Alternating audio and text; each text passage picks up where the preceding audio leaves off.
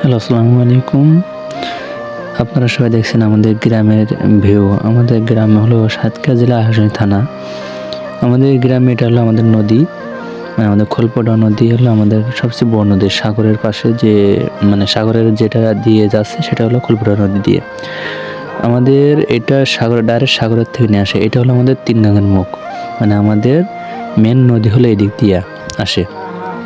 তিনটা গাঙের মুখে এলো আমাদের এখানে, আমাদের অবদা ভাঙে এই নদীর পাশে, তো সমান অবদা ভাঙে আমাদের এই নদীতে। মনে করেন এখান থেকে জাহাজ যায় প্রায় প্রত্যেক বছর 2-3টা করে জাহাজ যায়। এটা আমার বন্ধু বসে বসে ফোন দেখছে আর কি।